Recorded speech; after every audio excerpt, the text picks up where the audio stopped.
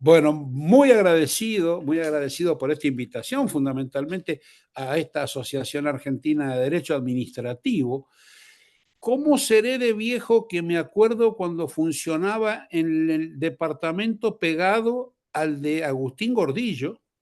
Y ahí juntábamos los libros, estoy hablando de finales de la década del 70, estoy hablando del año 78, 79. Ahí ya corregíamos pruebas de galera de un libro sobre expropiaciones, así que imagínense el par de años que hace que uno anda dando vueltas en esta querida asociación que tantas veces ha tenido la generosidad de acogernos. Bueno, en la persona de Eduardo Bordas, en la persona de todos los amigos que están en la conducción de la asociación, en especial, bueno, acá en la coordinación de Leonardo Massimino y bueno, y la premiada, muy premiada y merecidamente premiada Mirta, querida amiga de muchos años. Ahí nos han dicho que he ido muchas veces a dar clase a la Universidad Nacional del Nordeste, de la mano de Mirta. Últimamente vamos, pero sin Pacú y sin Boga, pero bueno, vamos por el aire. Abreviando y tratando de ser muy conciso, este tema sobre el que vamos a discutir, yo no me voy a meter con la ley de procedimiento administrativo. He visto, he escuchado, he leído trabajos realmente muy exhaustivos, sobre todo uno especialmente de hace una semana, más o menos, un par de semanas, de Pablo Perrino en la ley. Así que yo me voy a inclinar hacia otra mirada más estructural, que por eso lo he titulado contractualización del principio de legalidad. O sea, estamos presenciando la fuga del principio de legalidad respecto de la iluminación y regencia sobre el derecho administrativo. El derecho administrativo de algún modo se le va desdibujando este techo que nosotros hemos usado, los que damos clases desde hace 40 años, llevamos por lo menos los primeros 25 hablando de esto, es lo que nos enseñaron como derecho administrativo cuando éramos chiquitos, y ahora resulta que pareciera que estamos frente a un fenómeno que de ninguna manera es argentino. Yo para hacer este abordaje he leído fundamentalmente tres autores españoles que conseguí con oportunidad de estar en Madrid hace un par de meses, que son José Esteve Pardo, que ha escrito mucho de regulación económica, Francisco Hernández González y hace una semana una publicación que ha hecho Santa María Pastor, donde hace un análisis de un último trabajo de Tomás Ramón Fernández, realmente extraordinario, con la gran preocupación de la crisis de la ley. Acá él ya pone, digamos, la pica en la ley.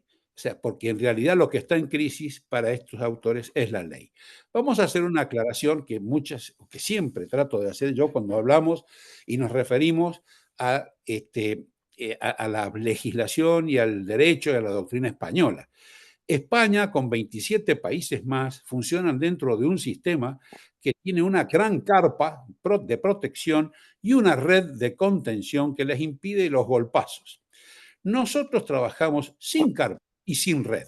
Entonces, los análisis que hagamos de lo español, cuando en España denuncian la fuga del derecho público, del derecho administrativo, del principio de legalidad fuera de las fronteras, como lo ha hecho también Sabino Cassese, fuera de las fronteras italianas, en realidad saben que cae ahí nomás cerca, la pelota cae en el baldío del mismo barrio. En el caso nuestro es muy distinto.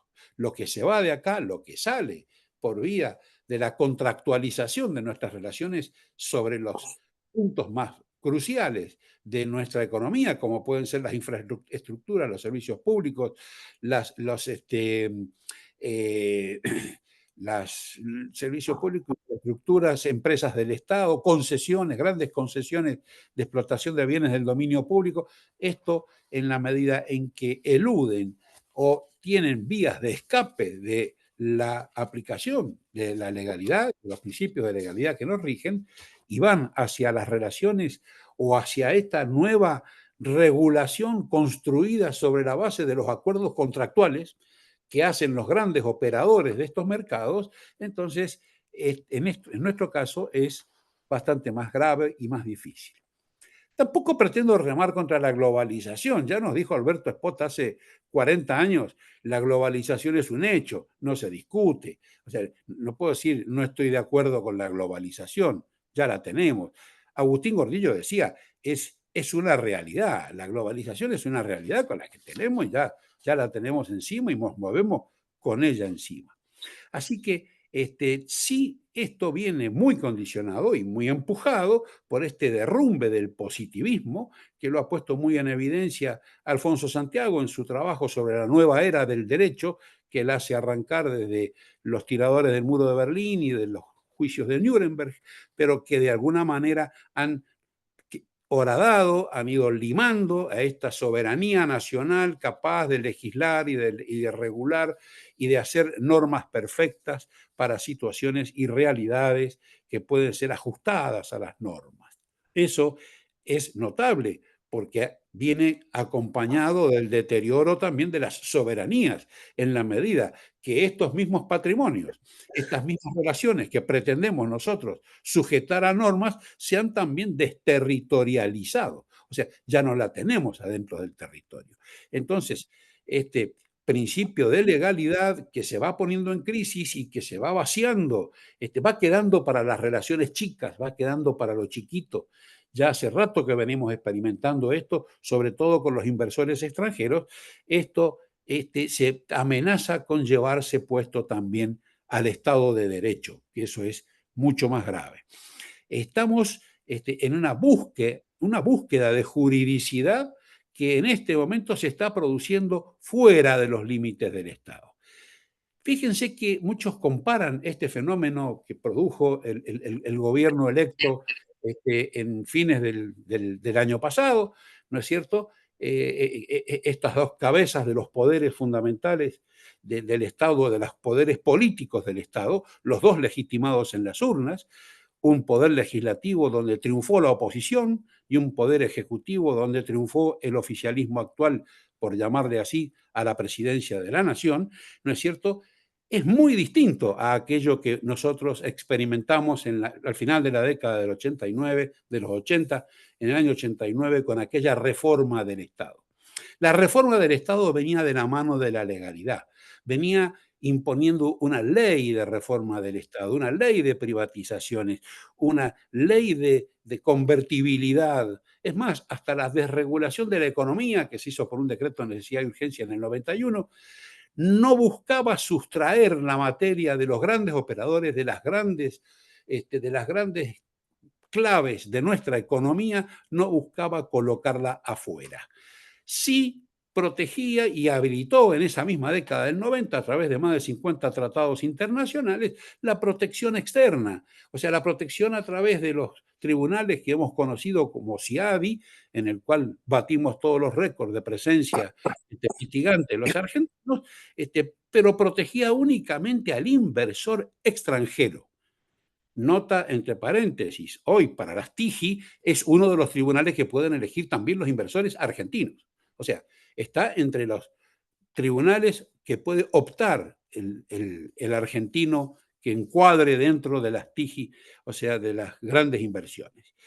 Esto que vino de la privatización y de la desregulación de los 90 se vio muy fuertemente desdibujado por importante ola o una presencia indudable de fuertes notas de corrupción, tanto que nos colocó en una nota de aplazo frente a Transparency International que hemos sostenido con fiereza hasta hoy. O sea, creo que estamos aplazados desde el año 95, venimos aplazados en materia de transparencia internacional, un índice que elaboran inversores, por supuesto, pero que suele ser muy importante. Tampoco podemos obviar y decir que esto sea algo inexplicable. Nosotros, hay muchas crisis que, como bien lo ha señalado ya lo señaló Agustín Gordillo en su momento, tenemos algunas crisis autoinfligidas para echar en un balde todas las regulaciones que teníamos andando. Hemos hecho trampas legales, hemos hecho trampas contractuales, hemos dictado fallos muy dudosos, hemos hecho trampas hasta con los índices oficiales para poder moverle el precio a contratos internacionales de préstamos. O sea, nos hemos portado bastante mal, así que no es inexplicable. O sea, yo parafraseando al amigo, al querido amigo Covielo, yo diría que hay una desconfianza legítima. Y hace poquito también salió un trabajo de un profesor de la Universidad Austral, en Infobae, una pequeña nota, donde dice, es la desconfianza, estúpidos. Sí, sí, claro.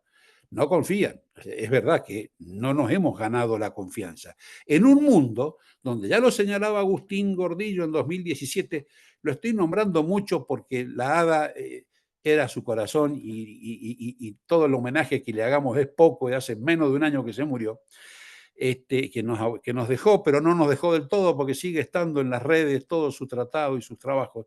En 2017, en un tomo que coordinó y dirigió Raymond Farah, nos está haciendo notar que el 80% de los intercambios de bienes y servicios en el mundo se mueven a través de empresas multinacionales. Así que no podemos ignorar la globalización, no podemos ignorar la realidad multinacional de la presencia en los grandes contratos de los grandes intereses. Estos contratos hoy en día además están modificándose en su propio contenido. Nos encontramos con que hay contratos de contratos y el triunfo definitivo, según Esteve Pardo, que a través de los swaps, que son los contratos financieros. Los reyes son los contratos financieros, terminaron de triunfar en el 2008 y si quedaba alguna duda, en el 2020 con la pandemia se terminó, o se expandió al máximo su dominio.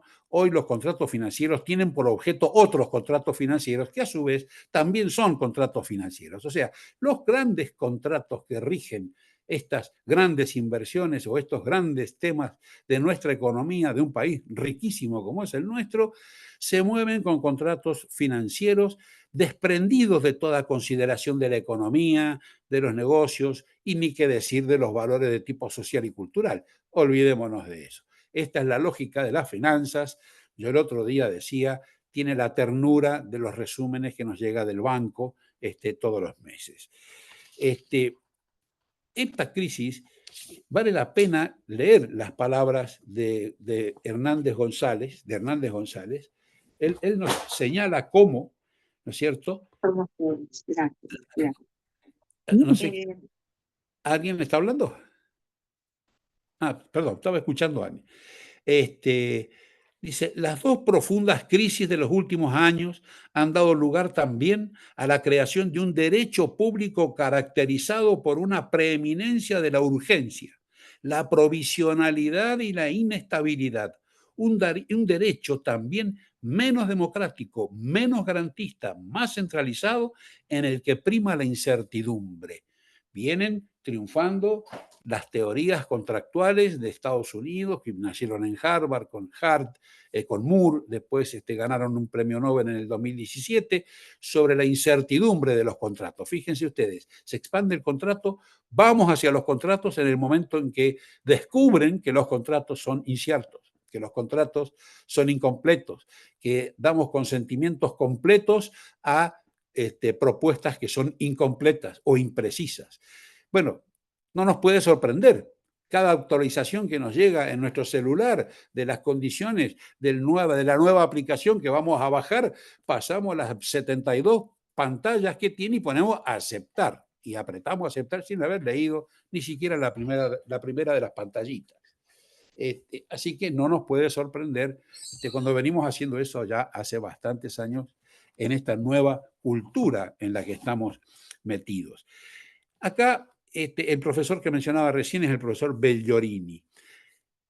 La ley de bases es otra cosa. La ley de bases no es otra vez la reforma del Estado, no es una rediviva de aquella, no es un déjà vu no, de ninguna manera. Esto es una vuelta de tuerca más que ahora sí apunta a sacar al sistema legislativo, al poder legislativo, argentino de los grandes contratos y de las grandes inversiones. Esto se basa, está bien, es cierto, se explica en las desprolijidades en las que hemos incurrido y que de alguna manera nos tenemos que hacer cargo, pero más allá de la explicación, tenemos que ser muy conscientes de en qué terreno nos estamos moviendo.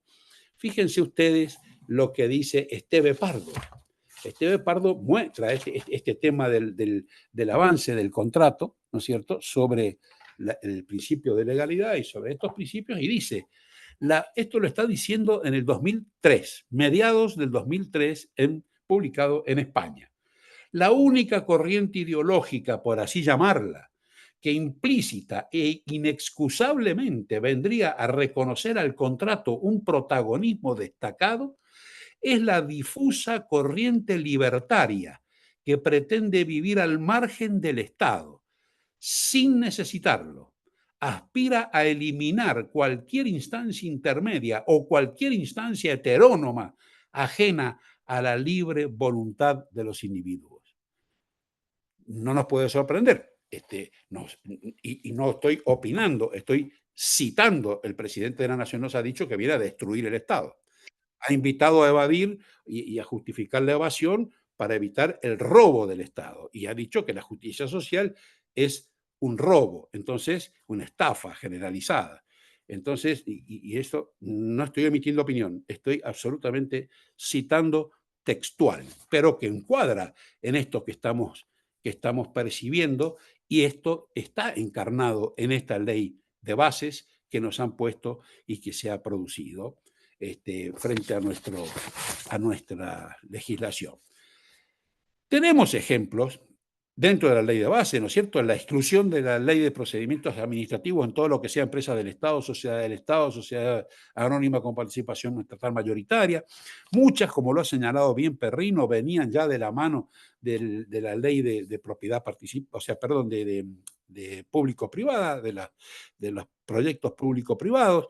O sea, la eliminación del juez de toda intervención en la que pueda andar haciendo ponderaciones acerca de abusos o de abusos de posición o de moralidad en los objetos de los contratos. Esa eliminación ilumina incluso el decreto 70, el DNU 70 modifica el Código Civil y, bueno, trae algunos otros contenidos que ponen muy en evidencia esta situación. Por ejemplo, el artículo 65, los acuerdos transaccionales. ¿Qué son los acuerdos transaccionales? Fíjense ustedes que puede caer bajo un acuerdo transaccional entre el Estado y el contratante particular toda controversia. Puede ser de tipo administrativo, puede ser judicial, puede ser arbitral. Por el reclamo de supuestos incumplimientos. No estamos seguros todavía si existió el incumplimiento. Con posibilidad cierta de que puedan ser exitosos contra nuestro Estado. Entonces, pero claro, de un modo fundado y analizada su conveniencia, ¿no es cierto?, se puede llegar a un rango de monto aceptable, previa revisación de esto por parte de la Procuración del Tesoro de la Nación y por la SIGEN, que no sé cómo van a hacer para evaluar lo del rango de monto admisible o la oportunidad o la conveniencia si la propia Procuración del Tesoro de la Nación sostiene que ellos hacen control de legalidad y no de oportunidad. ¿Quién va a controlar la oportunidad? Nadie, el mismo que firmó el contrato, el Poder Ejecutivo Nacional, que se mete en esto. Los mendocinos ya tenemos experiencia. Tenemos un decreto 70 del año 2023 del mes de enero, pero ahí estoy interviniendo como amicus curiae, así que no voy a cometer el error de hablar de esto de tipo personal en este ámbito, porque no es para eso. Sí, claro, que remite a las transacciones del Código Civil, ¿no es cierto? El Código Civil y Comercial habla del artículo 1641 y siguientes. Bueno, pero el 1644 dice que donde está metido el interés público no puede haber transacción. No se puede transar así a ojo de buen cubero, como si fueran dos particulares, que esos sí tienen toda la libertad de hacer lo que se les dé la gana, porque los bienes son propios y están fuera de lo que son los intereses públicos. Fíjense ustedes que en las grandes contrataciones, incluso en las concesiones, el artículo 66, por ejemplo, que habla de las concesiones de servicios públicos, permite jugar y establecer en las jurisdicciones o sea, en jurisdicciones y entidades que estimen conveniente la solución de los conflictos y de los entuertos que se vayan produciendo durante el contrato. Fíjense que sobre las transacciones ya estaba advertido Bielsa. Estoy hablando del año 1947, estamos a casi 80 años de haberse escrito esto. Dice Bielsa, no será la primera vez que los propios funcionarios de la administración pública procedan así deliberadamente, casi diría con acuerdo tácito del eventual damnificado, contando con el predominio del criterio civilista y la presión latente de las influencias de los concesionarios sobre ciertos tribunales. 1947, Rafael Bielsa en su tratado en forma expresa cuando trata el tema de la transacción. El último párrafo del 66 es el que le permite ir a otros tribunales, a otras jurisdicciones y a otros entes y entidades. Con razón, por eso plantea con rigor Pablo Perrino en su trabajo, ¿qué pasa con los marcos regulatorios? ¿Qué vale más, el marco regulatorio o el contrato? O sea, acá los grandes contratos, si hay TIGI que tengan como objeto la prestación de grandes servicios públicos o de grandes infraestructuras, pactan la jurisdicción que quieran, que les guste, la que les parezca mejor. No hay frenos para ellos ni se aplican las normas que se nos aplican a todos los demás. Ojo, se pueden armar paneles técnicos para todo tipo de controversias técnicas, económicas, patrimoniales, esto en las concesiones. Doctor, quedarían 5 ¿Sí? minutos. 5 Bien, minutos, disculpe. Perfecto, cerramos en 5. Las RIGI, toda la parte concreta de las RIGI allá en el final, tiene un sistema donde es peligrosísimo para aquellos casos en los que hay servicios públicos. Por ejemplo, hay una posibilidad de reclamo y de adaptación, ¿no es cierto?, y renegociación de todo el contrato sobre el cual recae la inversión, esta gran inversión, gran inversión que protegemos con las TIGI.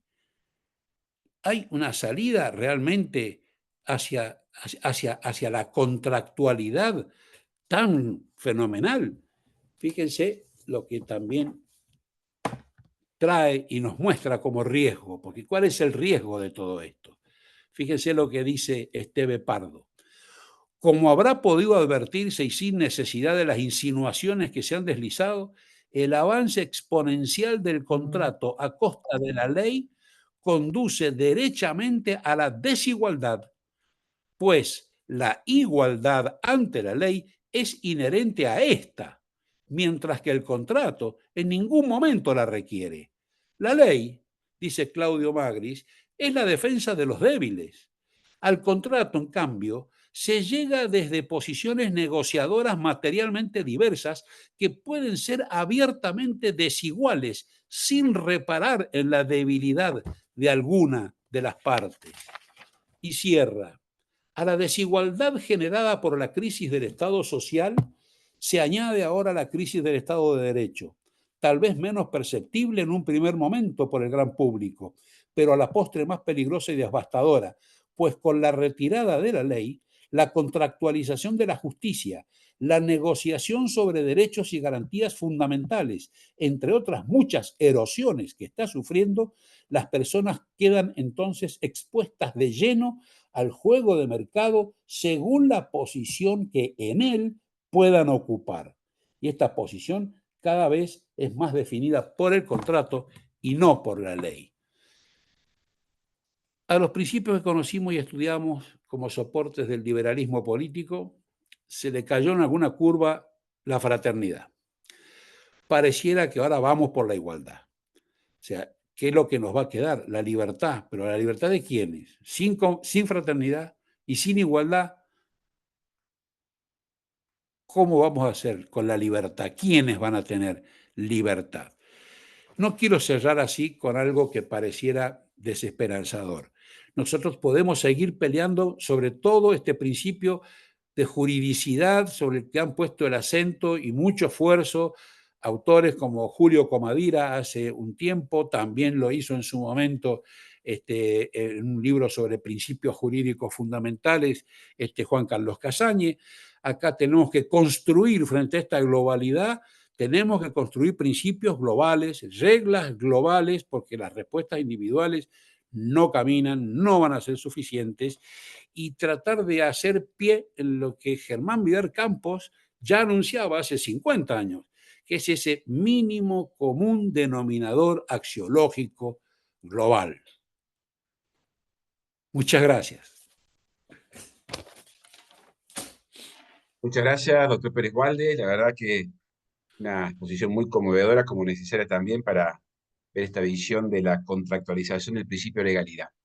Bueno, ahora es el turno del profesor Patricio Sammartino. El doctor Sammartino es magíster en Derecho Administrativo con diploma de honor por la Universidad Austral, profesor de posgrado en Derecho Administrativo de la Universidad de Buenos Aires, también de la Austral, de la Católica Argentina, entre muchas otras. Es director de la Escuela de Formación de Abogacía del Estado de la Procuración General de Cava, director del Diplomado Postmagistral en Derecho Administrativo Profundizado de la Universidad Austral, es director académico de la Maestría en Abogacía del Estado de la Procuración del Tesoro, entre muchos otros antecedentes. Doctor Sammartino, un honor tenerlo aquí en el foro de profesores. El doctor Sammartino va a exponer sobre el impacto de la ley de bases sobre el acto administrativo. Adelante, doctor. Gracias por todo. Bueno, muchísimas gracias por la invitación a la profesora Sotelo Dandrón. Realmente me siento muy honrado por la invitación de la Asociación Argentina de Derecho Administrativo, muy honrado de estar en este panel. La verdad que estoy muy feliz y ciertamente mi agradecimiento es muy sincero. Em, Ciertamente no vamos a poder hacer una exposición muy profunda sobre estos temas, simplemente va a ser una mirada preliminar. Pero sí, cuando hablamos del acto administrativo, tenemos una serie de cuestiones. Me voy a referir primero a qué existía hasta hace casi un mes, cuál era el régimen jurídico del acto, y luego voy a hablar de algunas de las innovaciones de la ley 27742. Todos tenemos que recordar que el acto administrativo tiene tres grandes vertientes. La primera vertiente con la cual nace ese acto administrativo es para establecer cuáles eran las conductas en tiempo de la Revolución Francesa que quedaban detraídas del Poder Judicial ordinario. Estamos hablando a fines del siglo XVIII. A lo largo del tiempo y con la presencia del principio de legalidad, ese acto administrativo comenzó a tener alguna fuerza y empezó a buscar otras vertientes, una equivalencia en algunos casos con la sentencia judicial.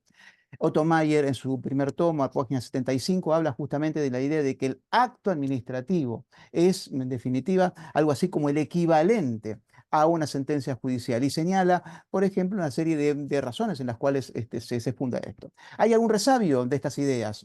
Porque seguramente todos recordamos lo que es la cosa juzgada administrativa, Carmen de Cantón, o recordamos también la ejecutoriedad del acto administrativo, o hablamos del debido proceso legal o del debido proceso adjetivo en el procedimiento administrativo. Parecía ser que son todos resabios de esta idea que trabajó el paralelismo entre el acto administrativo y la sentencia judicial.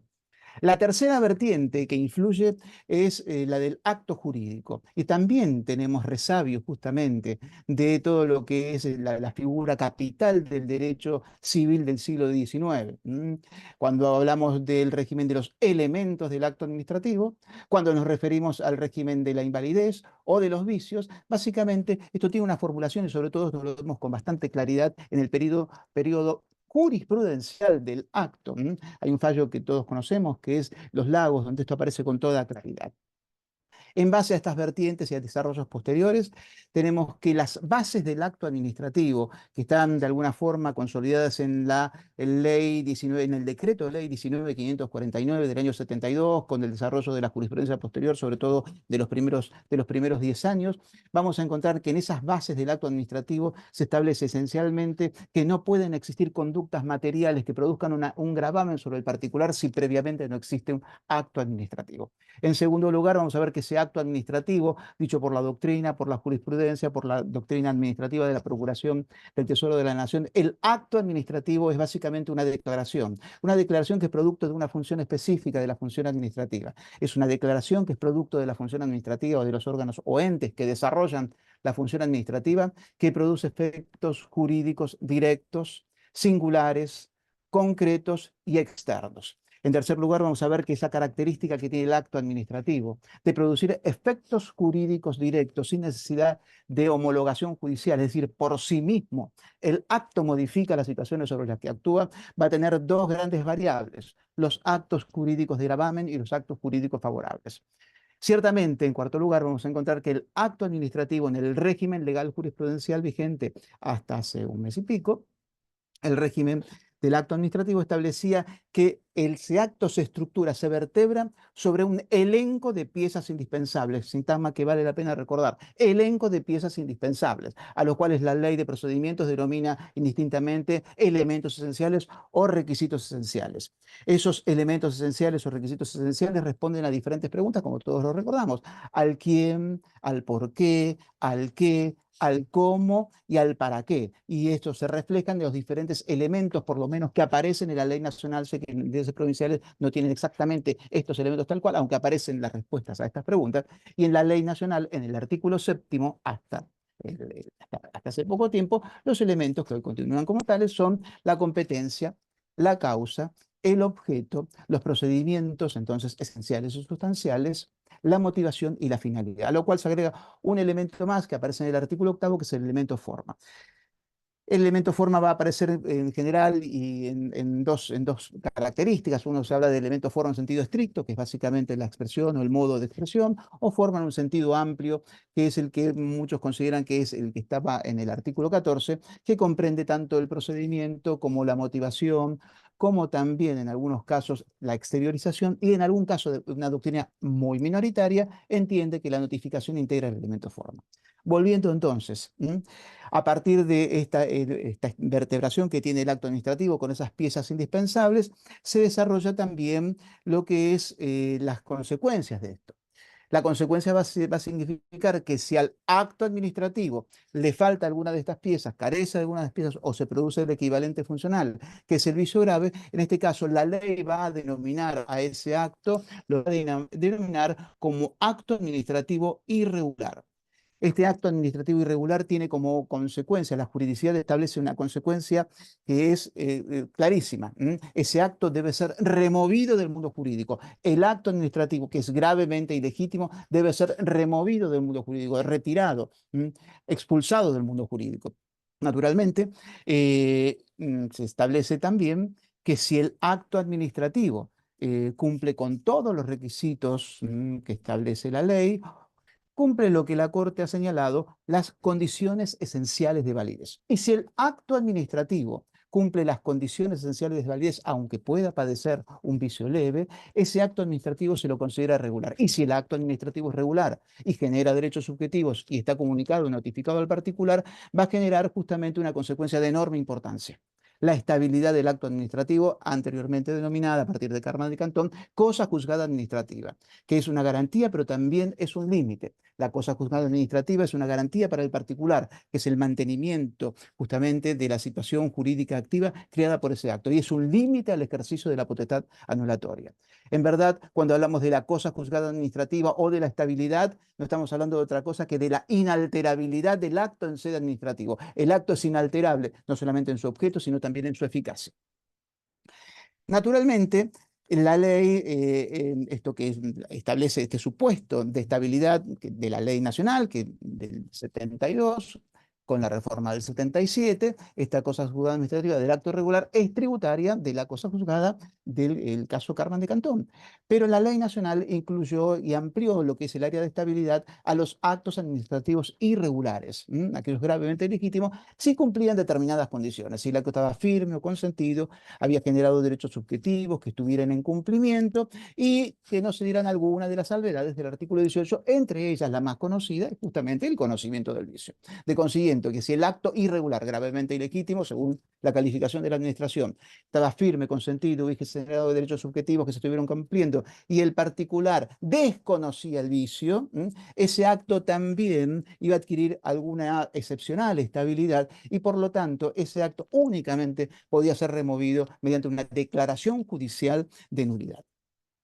Por cierto, en el régimen nacional, anterior el cual antes de la reforma, se establecían los caracteres del acto administrativo. A diferencia de lo que ocurre en algunas otras provincias, que son más amplios, aquí en el ámbito nacional son dos características que tiene el acto. La presunción de legitimidad, que que básicamente es la idea de la suposición de que el acto fue dictado con arreglo a las normas que lo condicionan. Esencialmente se supone que el acto fue dictado por la autoridad competente, que tiene causa, que el objeto es conforme a derecho, que es lícito, que se cumplieron los procedimientos esenciales y sustanciales previos, que está suficientemente motivado y que cumple con los fines queridos por las normas que le confieren competencia al órgano emisor. Es la suposición de que el acto ha sido dictado con arreglo a derecho. Y la segunda característica, la segunda propiedad o cualidad que el artículo 12 reconoce al acto administrativo es la ejecutoriedad, es decir, le otorga un poder general y abstracto como principio general, siguiendo en este caso las aguas del derecho español, para poder materializar por sí mismo el acto administrativo con una salvedad: que la ley establezca lo contrario, o la naturaleza del acto que la doctrina ha señalado, que se refiere el límite o la salvedad a esa ejecutoriedad propia del acto, es los bienes de la persona y naturalmente la propia persona. Todo este esquema de ordenación que acabo de señalar se completa con lo que ya todos sabemos y se habló también ayer, que es que para poder revisar ese acto en sede judicial se deben cumplir básicamente dos requisitos, que es el agotamiento de la vía administrativa y, naturalmente, la postulación de la pretensión procesal administrativa dentro de lo que técnicamente se denomina plazo de caducidad. Esto es dicho de manera ciertamente muy rápida. Cada uno de los puntos que hemos tratado y que, por cierto, vamos a ver ahora, cada uno de estos temas son un mundo, merecen ser profundizados, ciertamente. Ahora bien, la ley 27742 ha reformado la ley. No hay una nueva ley de procedimiento, sino es una reforma. Yo estaba pensando hoy cómo tratar este tema, y me quedan 9 minutos, ¿no? Pero cómo tratar este tema para ver el símil de lo que uno más o menos estudió por el impacto que significa esta reforma de la 27742, y recordaba algo así como lo que fue la reforma también en tiempos de facto de la 17711 al Código Civil. Algunos autores hablaban de la reforma del Código Civil y otros profesores, tuve la ocasión de hablar con varios de ellos, en aquel momento me dedicaba bastante al derecho civil cuando era mucho más joven.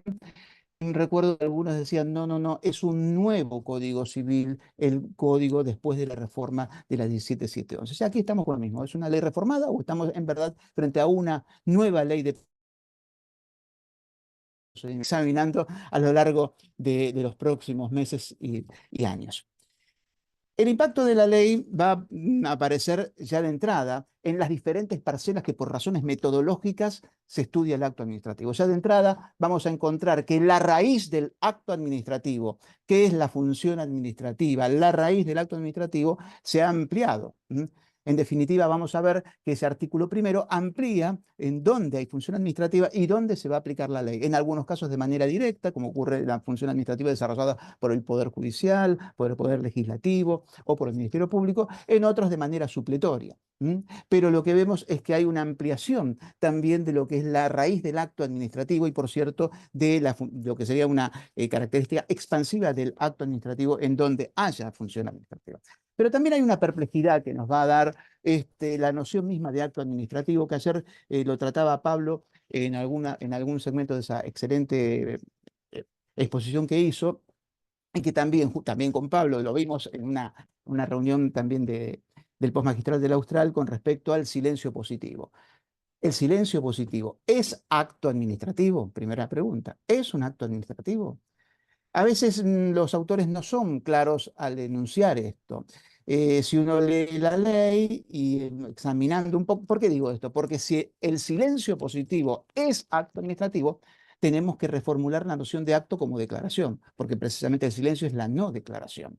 De modo tal que la pregunta que nos hacemos es si eso no es el silencio un acto administrativo. Me parece que, en mi modesto entender, estamos en presencia no de un acto administrativo, sino de un equivalente funcional del acto administrativo. La ley equipara ese silencio positivo, naturalmente, con el acto administrativo, pero técnicamente no estamos en presencia de un acto administrativo. Claro está que a partir de esa equiparación, a partir de ese equivalente funcional, también frente a ese silencio, en los casos que se dé una situación de grave ilegitimidad, van a jugar los factores que determinan la revisión de oficio de ese acto o quizás también la posibilidad de postular la pretensión de lesividad. Con respecto a los elementos, otra de las parcelas de la teoría del acto administrativo, vamos a encontrar que la ley 27742 incorpora en el artículo 7º, inciso A la voluntad. Y otra vez tenemos una duda acá. ¿La voluntad es un nuevo elemento del acto administrativo o, como estaba en su concepción, que aparece en el tomo 2 de la obra de Marienhof, y que parece ser que esta es la idea, se presenta como un verdadero presupuesto? Los autores han señalado que, viendo que los vicios del acto administrativo son distintos cuando se refiere a la voluntad que al resto de los elementos objetivos, la mayoría, por lo menos hasta este momento, sostienen que la voluntad, más que un elemento, es el presupuesto de validez del acto administrativo. La ley también va a reformular algunos elementos. Quizás el más importante, porque mantiene la causa, mantiene el objeto y en la formulación anterior, pero reformula en alguna medida el elemento procedimiento. Se elimina la idea de que los procedimientos esenciales y sustanciales son el elemento procedimiento, sino simplemente se refiere a los procedimientos previstos en el ordenamiento y que fueran implícitos y que surjan implícitos de él. Y agrega algo que me parece muy importante, que es que queda incluido dentro del elemento esencial procedimiento a la tutela administrativa efectiva, con lo cual nos vamos al artículo 1 bis incorporado. Ese artículo 1 bis, como todos sabemos, va a incorporar una serie de principios jurídicos fundamentales del procedimiento administrativo. Se va a hablar de buena administración, de transparencia, de razonabilidad, de proporcionalidad, de tutela administrativa efectiva, de juridicidad. Claro está, tenemos un problema ahí, porque están enunciados esos principios, pero no están desarrollados. No hay ni siquiera una mínima relación, salvo con respecto a la tutela administrativa efectiva. Razón por la cual ahí tenemos un lindo trabajo por hacer. Me hubiera gustado quizás, ¿no? Quizás la orientación que tuvo en este punto la ley 9003 de Mendoza, me parece que ahí está bastante desarrollado. Quizás se podría haber tomado eso como modelo.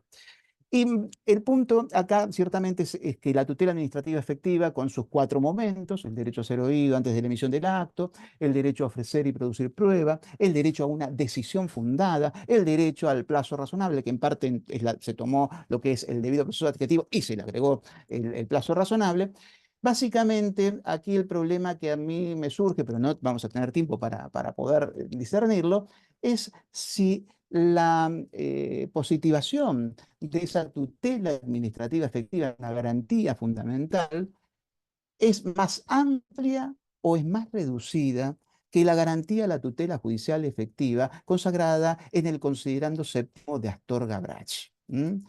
Me parece que habría que revisar esto, porque en Astorga Brach no solamente se hablan de estos elementos debido al cumplimiento de lo que es el procedimiento en debida forma, que incluye estos 4 elementos que acabo de señalar, sino que también se habla de la posibilidad del acceso a la administración sin obstáculos. Por eso fue quizás la clave de este fallo Astorga Brach, pero también se habla del derecho a una decisión útil, es decir, el derecho a efectivizar in natura lo que se decide. Con lo cual aquí lleva implícito también dentro de la tutela administrativa efectiva de Astorga Brach, no de la ley, la posibilidad de una tutela cautelar efectiva, tanto en sede administrativa como en sede judicial. Tema para debatir. Naturalmente que se incluye también una modificación respecto de la forma del artículo 8º, básicamente lo que luego veremos como los efectos de la inobservancia de las formas viscerales, como puede ser la forma escrita o la firma del acto. Llegando a otra de las parcelas de la teoría del acto administrativo que merecen ser consideradas, es el artículo 14. Ese artículo 14 va a distinguir lo que son vicios graves sobre la voluntad y los vicios sobre el resto de los elementos. La ley tiene 2 artículos sobre este punto, sobre el artículo 14, los que determinan los supuestos de nulidad absoluta, y los del artículo 15 de nulidad relativa. Algunas características uno puede advertir en esto, que la intención del legislador, que miró mucho, me parece, en este punto, al artículo 47 de la ley española, no logró ese numerus clausus de la ley española. La ley española son supuestos tasados y muy precisos. Aquí sí hubo alguna precisión, ahora veremos, pero no llegó al nivel de precisión que puede tener, por ejemplo, el artículo 66 a 68 de la ley 1284 de la provincia de Neuquén, o lo mismo que va a ocurrir en la ley 9003 de Mendoza o en la 5348 de la provincia de Salta, que están muy específicamente determinados cuándo va a ser un vicio que va a determinar la inexistencia, la nulidad o la anulabilidad del acto. Aquí hay bastante mayor precisión que antes, pero indudablemente estamos bastante lejos, por lo menos, del artículo 47 de la ley 3915 de España. ¿Cómo caracteriza a la ley los vicios que determinan la nulidad absoluta? Y utiliza distintas locuciones. Grave defecto, carencia, no existencia, omisión, grave violación. Ahí está la caracterización, de modo tal que volvemos entonces a la idea inicial. Para que un acto administrativo pueda ser considerado irregular y por ende determina su retiro por nulo, vamos a encontrarnos con un acto que carece del requisito esencial o que se produce su equivalente funcional, que no es otro que el vicio grave. La ley va a incluir varios supuestos. Sin embargo, uno que me llama la atención es el supuesto de la voluntad, el vicio grave en la formación de la voluntad colegiada. Claro está, en ningún momento el artículo 7º ni ningún otro artículo establece cuáles son los requisitos para la conformación de la voluntad del órgano cuando es colegiado. Consiguientemente, sugiero revisar, por ejemplo, el fallo González Lima con el excelente dictamen de la Procuradora Fiscal. En segundo lugar, vamos a ver que se incluyen algunos elementos, algún nuevo vicio, el vicio de abuso de poder. Claro está, Profesor, se incluye... quedarían 5 minutos, quedarían 5 minutitos. Muchas Disculpe. gracias, muchísimas gracias. El vicio de abuso de poder. Mayral Beramendi, en su trabajo publicado también en el diario La Ley, considera que este elemento que se agrega a la desviación de poder tiende precisamente a, eh,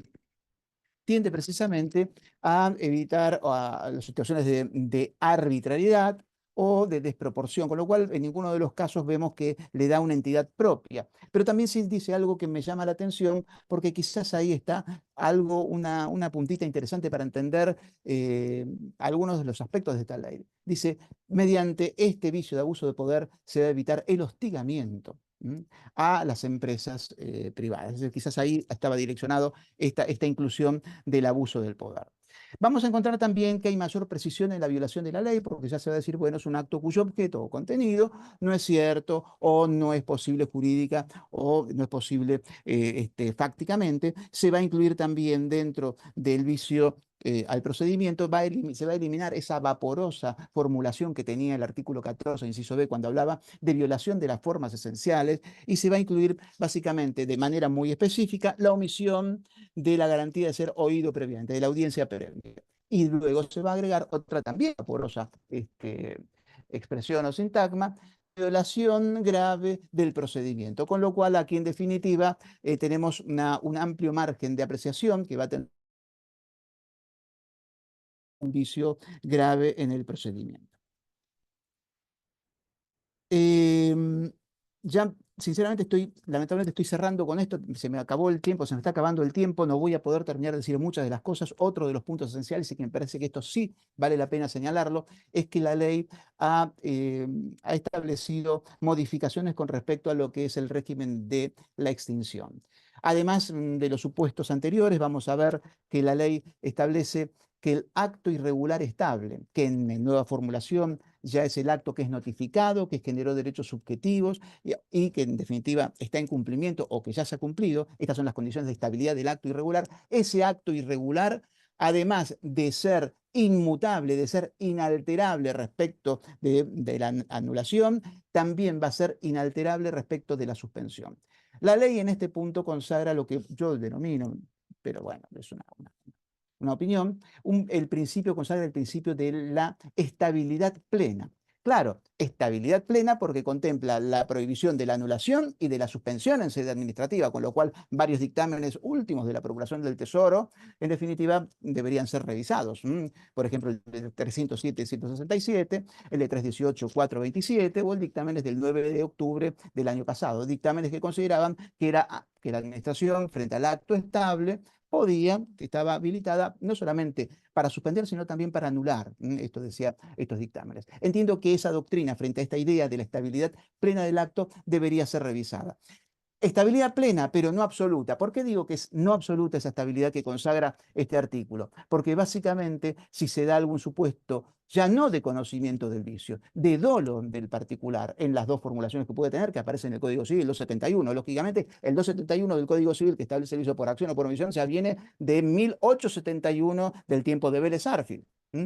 De modo tal que si hay dolo, en definitiva, no prosperará, este acto naturalmente no va a alcanzar esa estabilidad plena que estamos señalando. Lo último que quiero significar, sobre todo con respecto a esto, ya cierro, gracias, querido Leonardo, es que antes de la ley, 2 minutos voy a tomar, antes de la ley, los problemas que nosotros veíamos para la teoría del acto administrativo positivada en este régimen legal jurisprudencial, quizás eran un poquito distintos a lo que hemos visto acá. El problema que veíamos era la crisis estructural de juridicidad que generaba la coexistencia de modelos distintos en ese acto. Ese acto administrativo, el régimen jurídico del acto administrativo, era el producto de 3 modelos. Uno, labrado en tiempos de quiebra institucional, otros en el Estado formal y democrático de derecho, otro en el Estado constitucional, social y democrático de derecho como producto de la Constitución Nacional convencionalizada. El problema que veíamos antes de la ley era precisamente, exactamente, esta crisis estructural de juridicidad, porque en el Estado constitucional vigente en la República prevalecían las soluciones y las respuestas del régimen, vamos a decir así, labrado en tiempos de quiebra institucional. No sé si ha dado respuestas esta ley 27742 a esta crisis estructural de juridicidad, porque la respuesta, ya se cierra con esto, la respuesta era procurar traducir las exigencias axiológicas de los derechos fundamentales que componen el bloque de constitucionalidad en reglas concretas, traducir las exigencias axiológicas de los derechos fundamentales en reglas concretas del acto. Y ese bloque de constitucionalidad, esos derechos que conforman el bloque de constitucionalidad, no solamente se abastecen del derecho de defensa y del derecho de propiedad. Hay muchos más derechos, sobre todo los derechos de protección. Bueno, muchas gracias. Muchas gracias, profesor. Muchas gracias. Un lujo. Gracias por la generosidad y la profundidad de los conceptos que nos dejan claramente para conversar en todo caso luego algunos. Muchas gracias. Bueno, es el turno ahora de la última exposición, que está a cargo del profesor Pablo Gutiérrez Colantuono.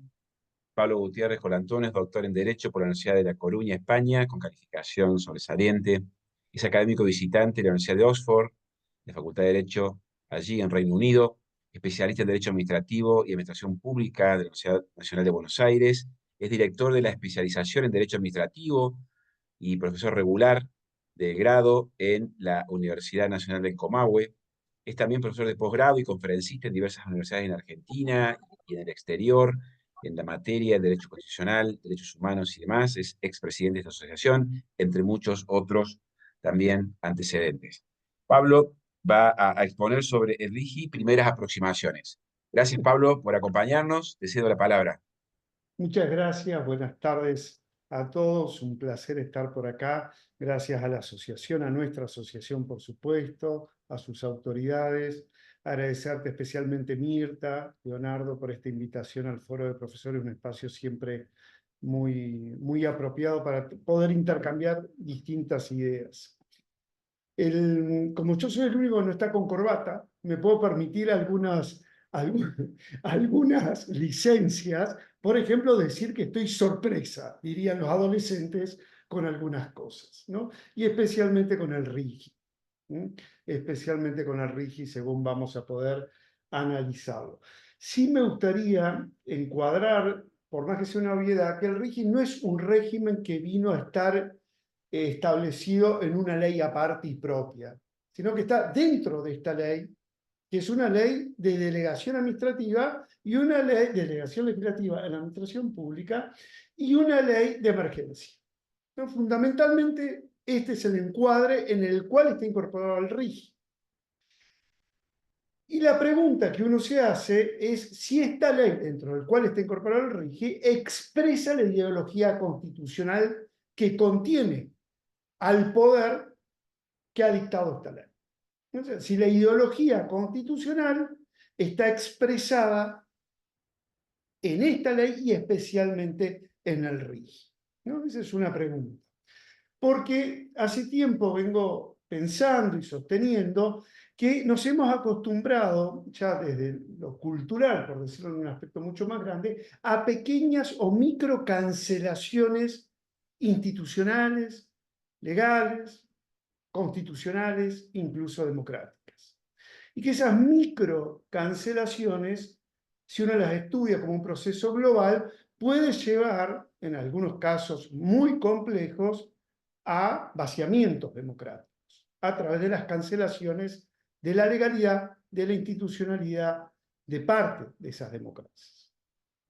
Con lo cual, cuando leemos o estudiamos, o es mi intención, una ley determinada, y especialmente esta ley, la pregunta es si esta promueve los ideales, los principios, las reglas, los valores, la ideología constitucional o la cancela. ¿Y en qué partes la cancela? Y esa es una pregunta que se los dejo para que cada quien pueda analizarlo si le parece bien desde ese atalaya, dirían algunos, esta ley, especialmente el RIGI. María Angélica Gelli ha sostenido siempre, lo dijo ante una conferencia en la Academia de Ciencias Morales y Políticas, el Estado en el modelo constitucional argentino, especialmente en el diseño económico, el Estado lo es todo menos prescindente.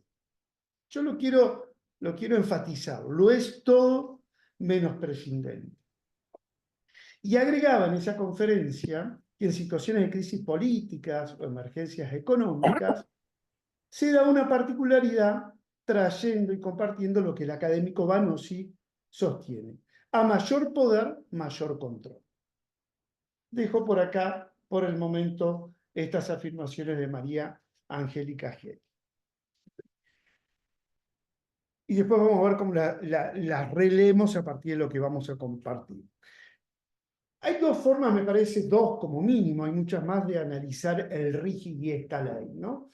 Una más teórica, más académica, y otra quizás más concreta, específicamente el análisis artículo por artículo, y qué nos trae en concreto esta ley y este sistema del RIGI.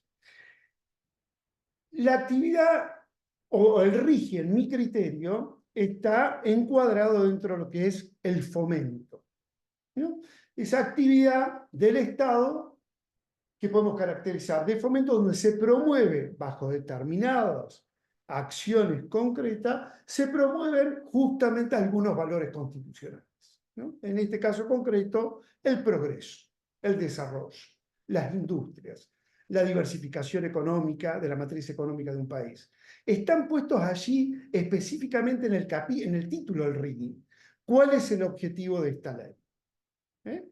Haciendo mención expresamente al artículo 75, inciso 18 de la Constitución. Expresamente el legislador así lo establece. Claro, esta ley de fomento, esta parte del RIGI, del fomento, lógicamente no puede abdicar de competencias propias que son del Estado. No puede cancelar esas competencias, ni las regulatorias, ni las fiscalizadoras. No puede anular las competencias propias del derecho público provincial, de las autonomías provinciales, el 124, el 125, donde las provincias también tienen por decisión del constituyente un protagonismo específico en el desarrollo de la economía de sus regiones y sus provincias. Tiene una competencia atribuida por el constituyente en este punto también. Es decir, el RIGI, como expresión de ese fomento, no va a poder ni ser irrazonable, ni invadir ni neutralizar, ni vaciar las competencias, por supuesto, que tienen las provincias en esta materia. Ahora, ¿qué dice el RIGI concretamente? Porque el RIGI pareciera encuadrar dentro de parte de lo que Alejandro Pérez Walde nos explicó claramente, esta tendencia, perdón si Alejandro lo sintetizo mal, esta tendencia de la contractualización, por decirlo así, de esa legalidad, y no encuadra seguramente en muchos de los principios y las reglas que Patricio Sammartino recién nos acaba de explicar, según lo veo yo. Pero porque así el legislador lo decidió. Entonces, me parece que en este punto sí vamos a tener que analizar particularmente algunas cosas que a mí me han llamado la atención del RIGI. Eso no quiere decir que nos llame la atención a todos por igual, pero sí me llama la atención y hoy lo quería compartir. Y los he estructurado como en algunos títulos, ¿no?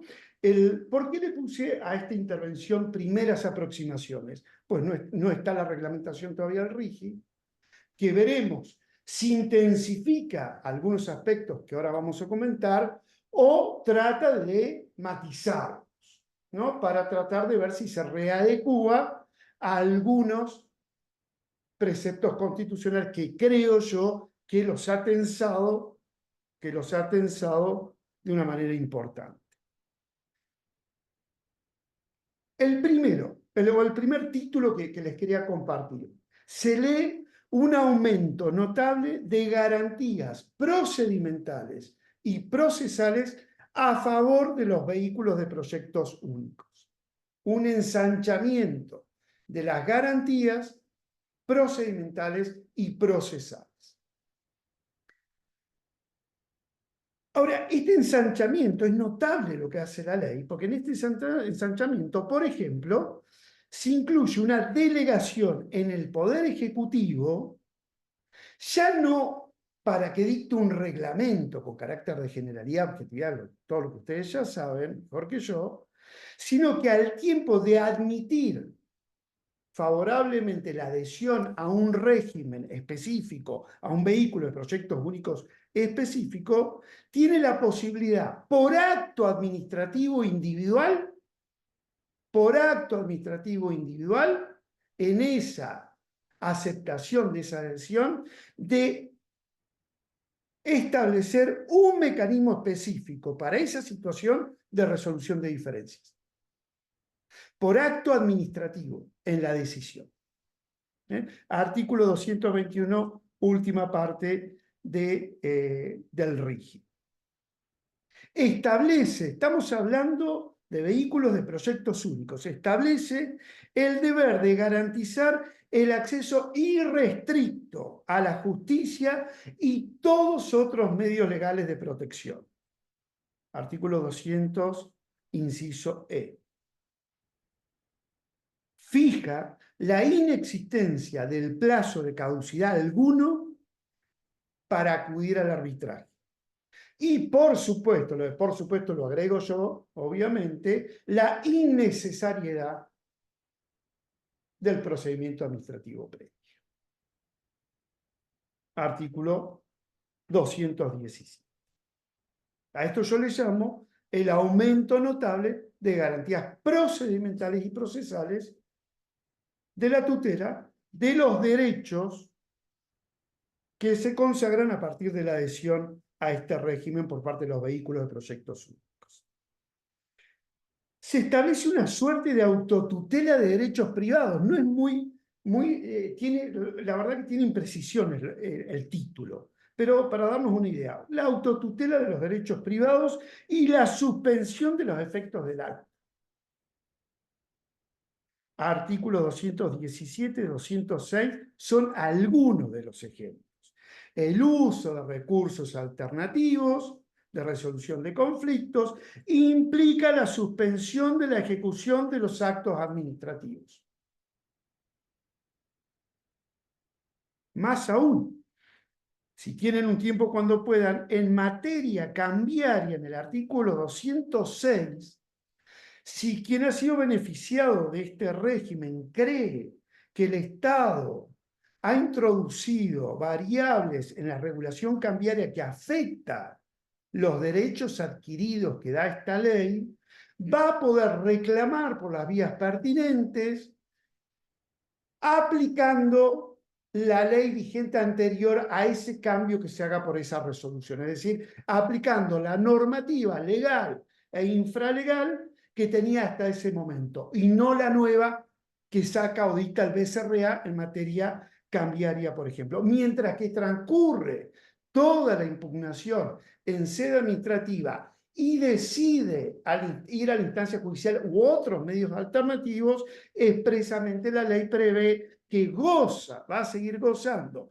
de aquel beneficio originario de la regulación cambiaria y no este nuevo que lo perjudicaba, porque no se va a efectivizar la decisión en materia cambiaria, sino que va a quedar suspendida hasta tanto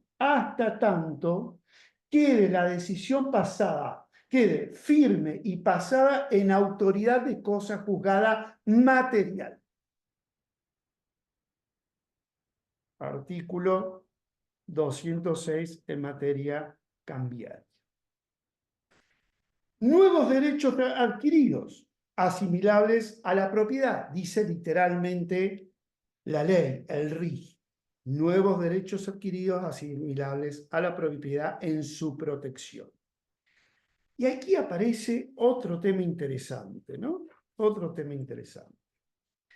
La decisión de la autoridad administrativa en aprobar ese pedido de adhesión al RIGI, expresamente la ley le dice a la autoridad administrativa que esa decisión debe ser reglada. Lo dice expresamente. Artículos 177, 178. Pero no es suficiente esto, sino que la ley expresamente le indica al administrador, es decir, a la autoridad administrativa, cuáles son las causales tasadas por las cuales va a poder rechazar el pedido de autorización y de adhesión al RIGI. Aquí claramente, en mi criterio, hay una invasión de competencias del Poder Legislativo sobre la propia administración pública, sobre las propias autoridades, en lo que es su propio ámbito de las actividades propias de las administraciones públicas. Artículos 177 y 178.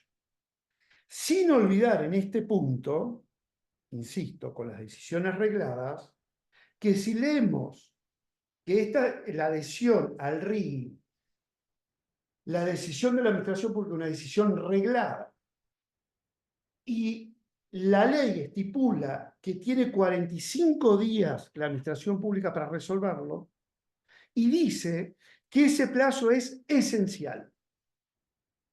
Así lo define, lo caracteriza la ley. El plazo de 45 días es esencial y es una actividad reglada. Si yo esto lo leo, o puedo hipotetizar de leerlo con el artículo 31 de la Ley Bases, que instrumentó el silencio positivo ante autorizaciones regladas, puedo llegar a sacar algunas conclusiones, o por lo menos seguir pensando. Otro punto. Fija una suerte de doble estándar entre los derechos y las obligaciones del propio peticionante, de los propios vehículos de proyectos únicos. ¿Por qué digo doble estándar, que suena también como raro? Doble estándar no en disfavor de los derechos protegidos en este régimen específico, sino respecto a los derechos y las obligaciones de quien pide la adhesión. ¿Por qué digo doble estándar? Porque si vamos a leer la ley detenidamente, vamos a encontrar que los derechos de este régimen los voy a tener adquiridos cuando me presenté a solicitar la adhesión al régimen, los voy a tener adquiridos desde que la administración pública dicta la autorización, pero a partir del momento que pedí la adhesión al régimen, es decir, con efecto retroactivo. no al momento que me notifican el acto administrativo favorable de adhesión al régimen. Eso sí, las obligaciones del autorizado y el que ha quedado incorporado en el régimen que pidió, las obligaciones corren a partir del día siguiente a la notificación del acto administrativo que le autorizó la adhesión al sistema, que aprobó la adhesión al sistema. Es decir, los derechos se consagran desde el mismo momento que yo pido la adhesión al sistema y que me notifican con un acto administrativo por lo menos dentro de esos 45 días de que me admiten esa solicitud de adhesión a este régimen. Pero mis obligaciones comenzarán recién y tan solo después de ser notificado el acto administrativo de admisión al régimen. Ahí hay como una sincronía, ¿no?, entre derechos y obligaciones respecto de quien solicitó la incorporación a este sistema. La estabilidad fiscal, que es una de las tantas estabilidades que le garantiza esta ley a quien solicita este régimen, la estabilidad fiscal se retrotrae a fines de diciembre del 2023. La ley, todos sabemos que fue sancionada en julio de este año. Fue promulgada en julio de este año. Otro título que les quería dejar, que yo lo nombré 5 minutos, Pablo. Sí, Quedaría 5 minutos. bajo la idea de no regresión a favor de los vehículos de proyectos únicos. ¿Por qué digo no regresión?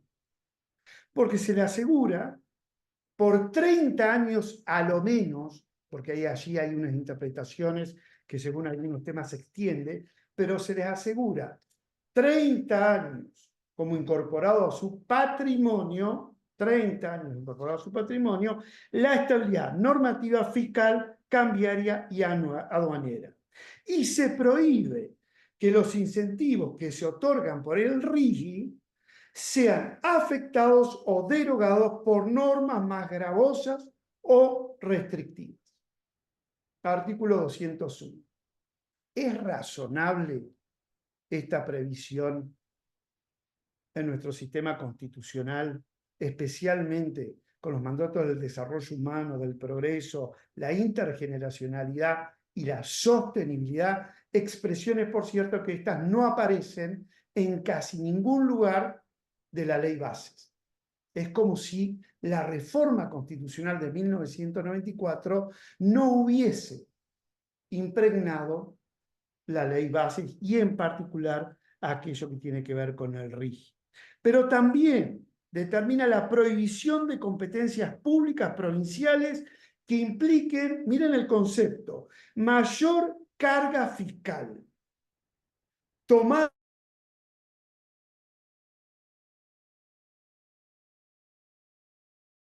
las provincias no van a poder adoptar ninguna medida que implique mayor carga fiscal. Enuncia algunos ejemplos, pero el concepto residual del artículo 225 es la regla general. Es la regla general. Esto está acorde con la cláusula 165, el artículo 165, que fulmina de nulo, de nulidad absoluta, cualquier norma o vía de hecho que limite, restrinja, vulnere, obstaculice lo establecido por el sistema del RIGI.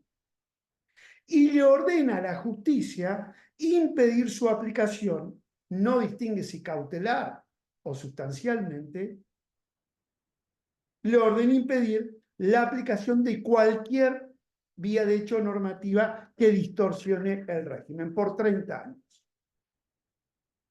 Estabilidad normativa, fiscal, cambiaria y aduanera.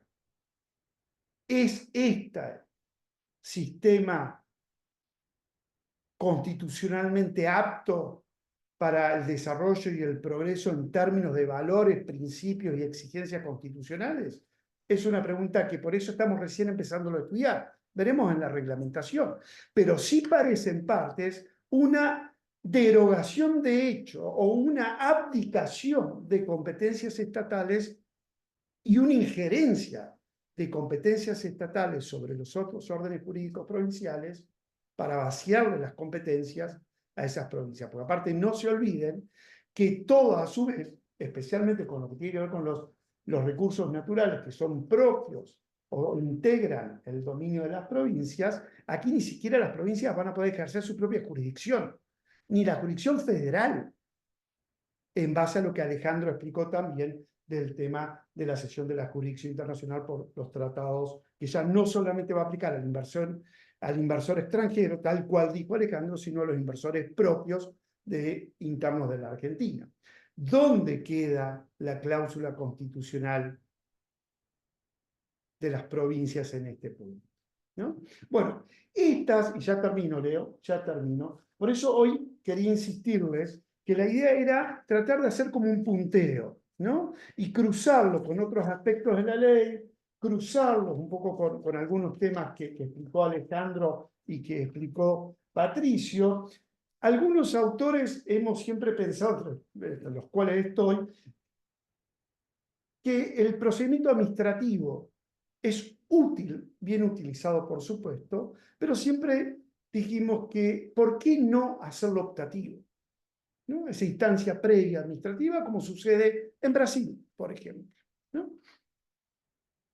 Yo me pregunto, ¿por qué se ha segmentado y si es posible segmentar de esta forma la huida del procedimiento administrativo, la huida de la estabilidad del acto administrativo y todo lo que él ha explicado con este régimen específico?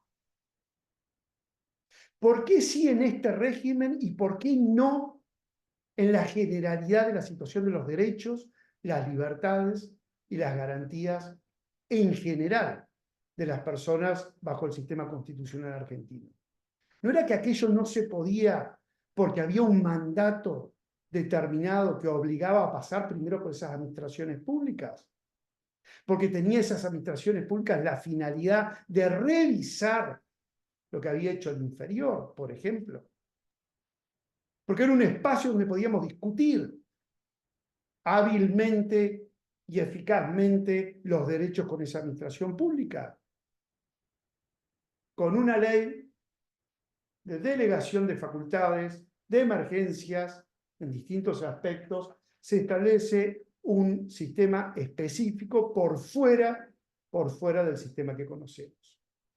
No solo por el fuera del sistema procedimental y procesal, tal cual se ha explicado, sino me atrevería a decir vaciando competencias de las provincias, especialmente el artículo 124, parte de los artículos 124 y 125.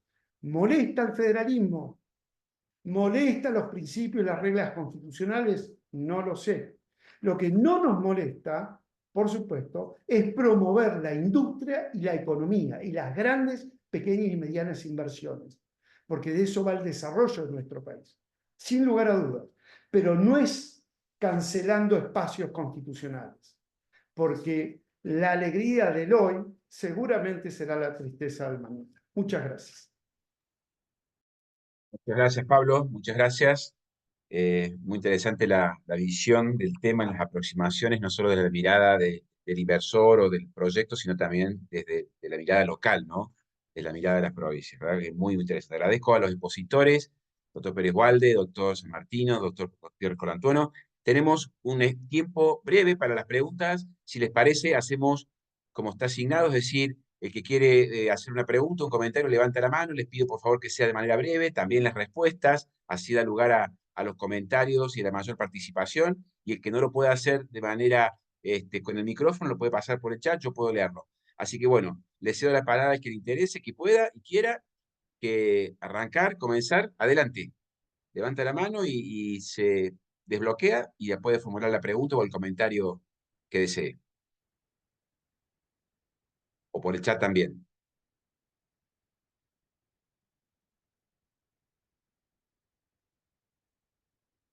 Bueno, si no hubiera ninguno, y de los... Hola, sí, ahí está, sí. hola, ¿cómo les va? Hola Pablo, ¿cómo estás? Adelante. ¿Cómo andan? Pablo, una pregunta. Este tipo de normativa, la verdad no la tengo estudiada, pero ¿implica alguna imposibilidad en una posterior derogación por parte del Poder Legislativo? Porque vos hablabas de esta, digamos, primero limita muchas facultades de la administración pública y, digamos, imponiéndole una mirada política, ideológica, económica, pero también trata de encorsetar las facultades del legislador de modificar las normas.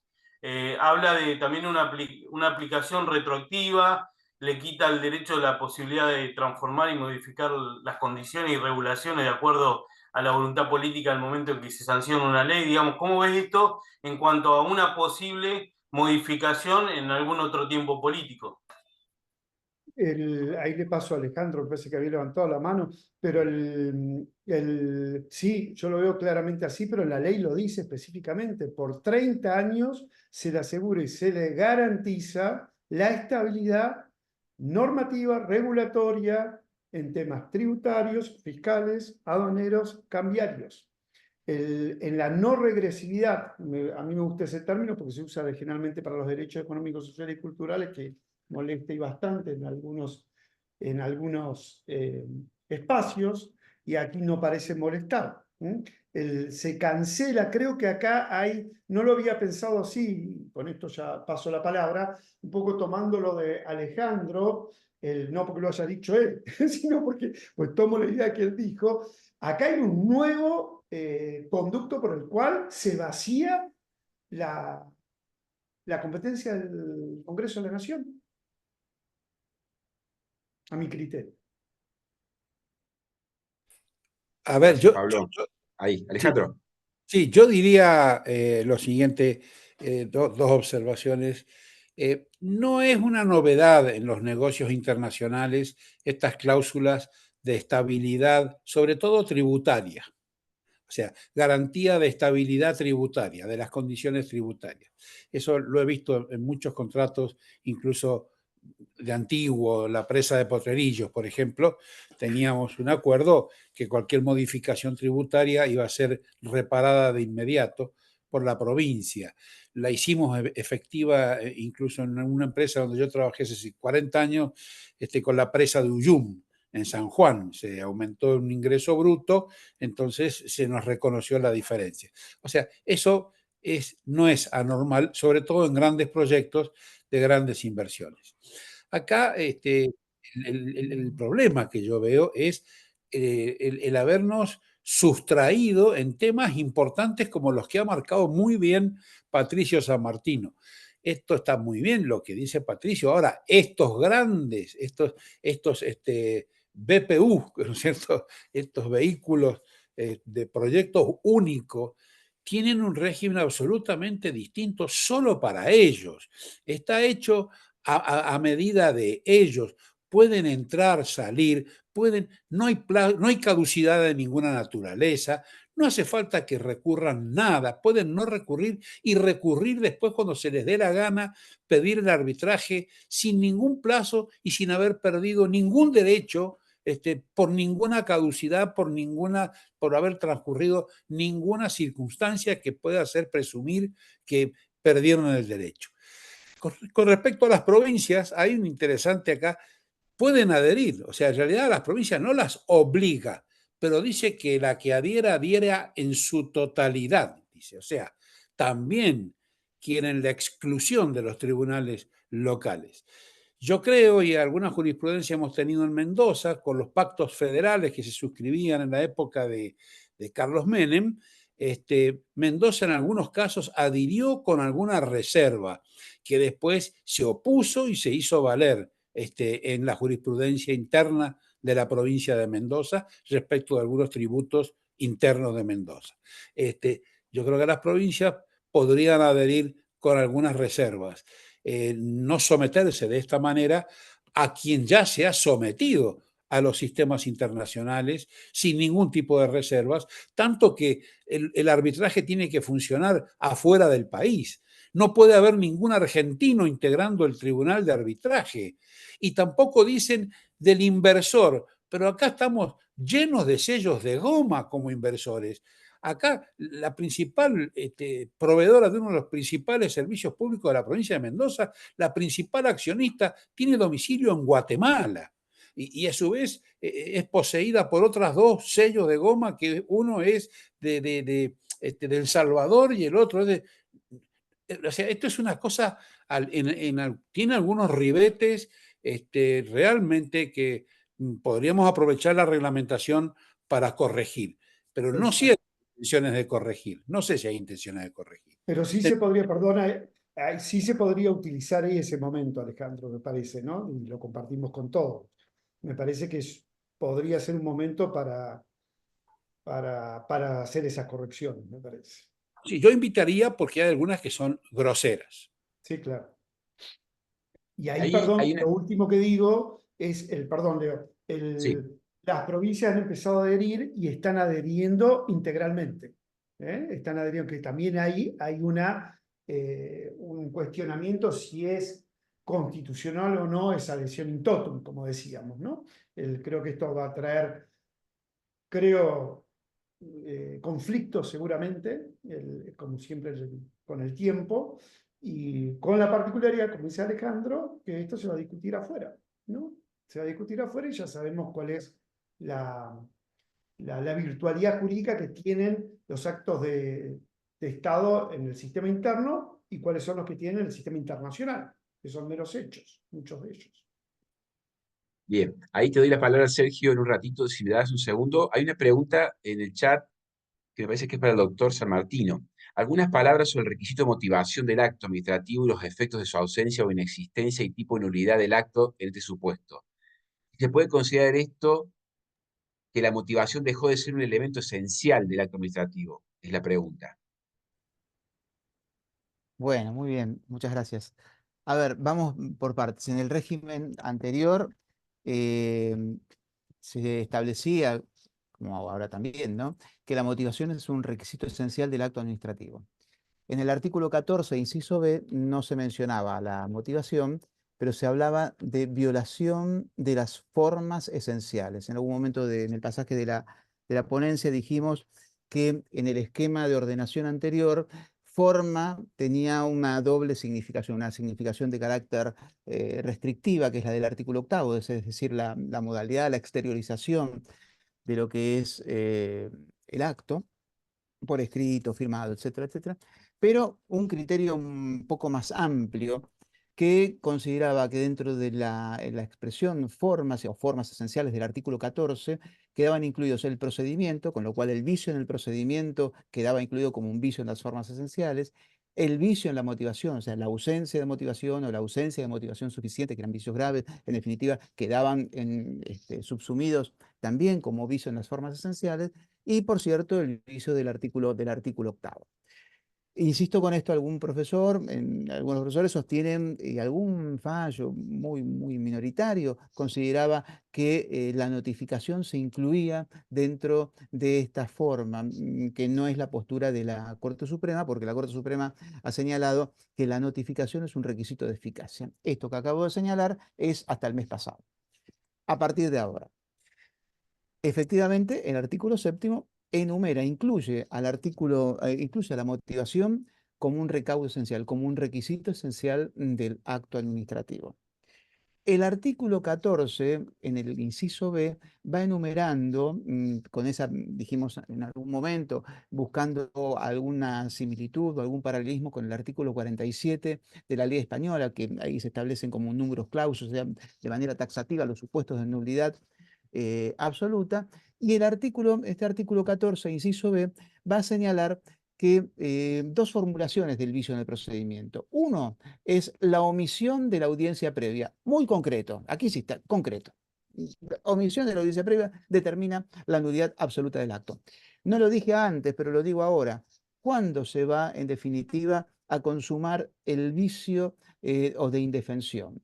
No es una pregunta menor, porque en la doctrina de algunos precedentes de la Corte y también en la Procuración del Tesoro, para que se pueda consumar ese vicio en la audiencia previa, el vicio de indefensión en este caso, no solamente se tiene que demostrar cuáles fueron los argumentos o las pruebas que el particular pudo haber alegado u ofrecido, sino además va a tener que demostrar el tema para tener en cuenta. De ahí en este aspecto es donde luego se va a sustentar la denominada teoría de la subsanación en sede administrativa y sobre todo en sede judicial. Bartolomé Mitre en adelante. Ahora, con respecto a la segunda parte del artículo 14, inciso B, apartado 4, ahí va a incluir, además de la omisión de la audiencia previa, el vicio grave en el procedimiento. Punto y ya está. Y no tenemos la motivación, no aparece la motivación. Ahora, y esta, hay que seguir, es todo un tránsito, pero nos va a llevar a buen puerto. En el artículo 7, específicamente, de modo categórico, dice, dentro del procedimiento administrativo se incluye a la tutela administrativa efectiva. Artículo 7, inciso 4, D de dedo. Esa tutela administrativa efectiva nos conduce al artículo 1 bis, y en el artículo 1 bis se señala que hace a la tutela administrativa efectiva lo que es a una decisión fundada en derecho, es decir, una decisión motivada. Consiguientemente, se puede llevar a entender que cuando la norma habla de vicio grave en el procedimiento, queda incluido esta violación justamente a una decisión fundada, que es una violación en la motivación. Consiguientemente, a mi modo de ver, la ausencia de motivación o el vicio grave a través de una falta de motivación digna o de una motivación suficiente, queda incluido en ese artículo 14, inciso B, apartado 4, que insisto, este 14, inciso B, apartado 4, es tan vaporoso en su formulación como el vicio grave en las formas esenciales. Muy bien. Gracias, doctor. Gracias por la respuesta. Gracias, profesor. Por favor. Doctor Carulo levantó la mano. Si es breve la pregunta, porque estamos llegando al tiempo final. Bárbaro, gracias, profesor Massimino. Es para el doctor Pérez Walde. Es una pregunta recurrente desde que escuché la conferencia que usted hizo en la Universidad de Mendoza en relación con, y algo mencionó acá, respecto de la contractualización de los contratos de concesión de servicios públicos y, bueno, los riesgos que representa para el usuario esto, si bien todavía, como usted dijo, queda pendiente de reglamentación y demás. Porque por un lado en la reforma de la ley de procedimiento está las audiencias públicas, pero por otro, si en los contratos no figura, bueno, ¿qué queda para el usuario, sobre todo con el protagonismo que tiene a partir de la reforma del 94? Conectando esto con lo que dijo sobre el final de que la esperanza está en los principios globales. Bueno, esa segunda pregunta cortita sería, ¿por dónde los podemos ir a buscar? Quizás las organizaciones globales como el CLAD, que produce esos laws, digamos, los desafíos que también presenta eso, pero que me gustó encontrar alguna esperanza en su discurso por ese lado. Bueno, muchas gracias. Le agradezco, Sergio, su pregunta. Usted escuchó mi exposición, que fue más o menos en esta clave en la Universidad de Mendoza, pero ahí me faltó poner un poco de esperanza. Por eso me quedé insatisfecho con mi exposición en la Universidad de Mendoza. Y entonces traté de subsanarlo acá. La esperanza está en que no tenemos otra, y hace tiempo que nos deberíamos haber dado cuenta ya, que a lo mejor se está logrando en pequeños espacios como la persecución de la trata, la pornografía infantil. O sea, estamos logrando globalizar algunas respuestas a problemas globales, pero no estamos logrando crear autoridades globales con efectiva capacidad de vigilancia y seguimiento y de hacer cumplir los objetivos globales. Tenemos en el Pacto de San José o en el Protocolo Adicional de El Salvador la protección del usuario del servicio público, pero esto no se ha convertido en algo que se haga efectivo, eficaz, para ir a decirle a esta Corte de Arbitrajes de La Haya, que se va a pactar perfectamente en cualquiera de los contratos grandes estos que suscriban las TIGI acá en la Argentina, a decirle, mire, ojo, están perjudicando usuarios. Yo creo que pocas posibilidades le veo en La Haya, pero bueno, no hay peor cosa que la que no se intenta. Nos va a ir quedando esa posibilidad y tenemos que prepararnos, informarnos y capacitarnos. Y la Procuración del Tesoro de la Nación tiene que cambiar su apreciación y torcerse hacia una verificación también de la conveniencia de oportunidad de estos acuerdos transaccionales, o sea, de esto que le toca ser único revisor del Poder Ejecutivo, porque si no, entonces no tenemos a nadie que vaya a poder ponderar esto. Creo que eso perfectamente se puede cambiar. Le han asignado a la Procuración del Tesoro la vigilancia de un tema de conveniencia. ¿Es conveniente para el país esta acta, este acuerdo transaccional? ¿Sí o no? No me diga si es legal. Legal sí, porque está la letra ahí. Pero dígame si es conveniente. Usted conoce los pleitos. Usted es mi abogado en todos esos pleitos que vienen o que están por venir y que se van a meter en el acuerdo transaccional. Me los van a meter en el acuerdo transaccional. Usted me tiene que decir cómo nos puede ir en cada uno de ellos y si esto es o no conveniente. Hasta ahora se ha negado. El principio que manejan es que no, es legalidad. Legalidad ya sabemos, está en la ley, sí. Pero bueno, formarnos, seguir en esto que estamos haciendo hoy. Muchas gracias. Gracias, doctor. Hay una pregunta, nos quedarían 2 minutitos nada más, que es bastante desafiante, pero a ver si podemos que sea un titular para responderla. Pregunta Osvaldo Núñez, dice, si hay inobservancias constitucionales, ¿quiénes la resolverán? Tenemos Pablo que se refiere a estos temas de RIGI o cuestiones en general. A ver. Y acá, para Alejandro.